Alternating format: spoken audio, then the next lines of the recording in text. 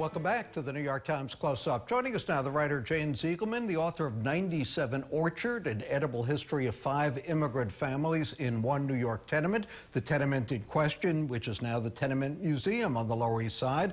The book published by the Smithsonian Books imprint of HarperCollins. She's also director of an upcoming culinary program at the Tenement Museum. The book was reviewed in my Sunday Metropolitan section bookshelf column, also in the Sunday Times and the Daily Times. Delightful reviews. We get to meet these 5 immigrant families who shared the address at 97 Orchard from 1863 to 1935. Now, you dispel a couple of myths here. Corned beef and cabbage, not an Irish invention. Who invented it? Sam, it is an Irish invention. Okay, good. Well, let's put it this way.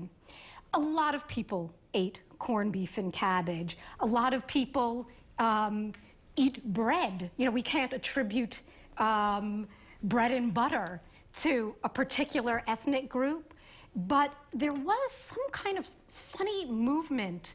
And I have to say, Craig Claiborne was one of the voices of this movement who tried to convince us that corned beef and cabbage was not an Irish dish, but was in fact a dish acquired by the Irish when they settled in neighborhoods living close to Jews and couldn't get their beloved bacon, so they substituted it with Jewish corned beef, hence corned beef and cabbage. And gefilte fish originated how?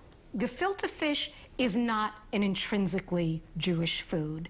Gefilte fish, according to my research... No one has ever caught a gefilte fish. That should be stipulated. That is true. Although in its original form, a gefilte fish, meaning a stuffed fish, which was a dish of the German aristocracy, a whole fish that was sort of disassembled and reassembled, looked as if you could have caught it. It was a kind of a visual trick. And that's really something typical of the Renaissance kitchen.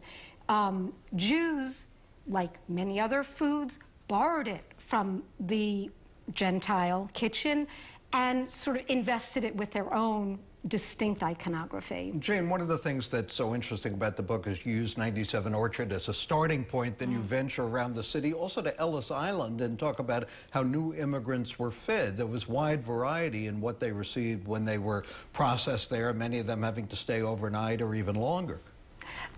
Yes. The food situation at Ellis Island really improved greatly over time.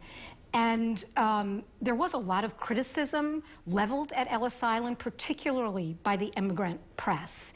And there was reason for the criticism. It wasn't fun to be detained at Ellis Island. However, in the realm of food, really genuine efforts were made to feed these newcomers and feed them as well as possible and feed them in a manner to which they were somewhat accustomed. Including a kosher kitchen that eventually opened? That is correct, which it opened in 1911 through the efforts of one really observant New York Jew who made his money in real estate and who felt it was in the interest of Jewish immigration to have that dining room there because so many Jews were being turned back by immigration officials because they arrived malnourished and didn't look like they would sort of turn into fit citizens. Also fascinating that there were so many vanished culinary workers, trades, the German krauthobblers. What's a krauthobbler? Yeah, that's a charming one. He is a cabbage shaver, and he went door to door in the tenements with a device that kind of looked like an enlarged mandolin, a French mandolin, which is that sort of, cutting device. His was made of wood with inset blades.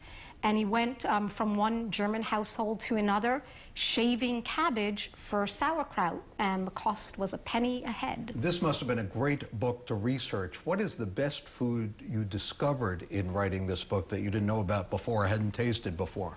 Oh, my.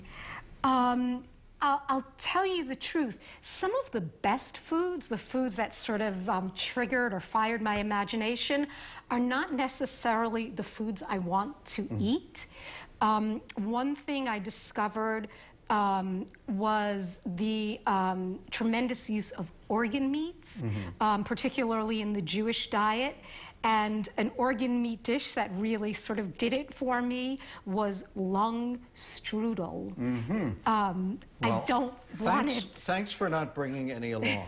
JaneZiegelman, the author of 97 Orchard, an edible history of 5 immigrant families in one New York tenement, just been published by the Smithsonian imprint of HarperCollins. Coming up next, Times drama critic Charles Isherwood from the Arts and Leisure section.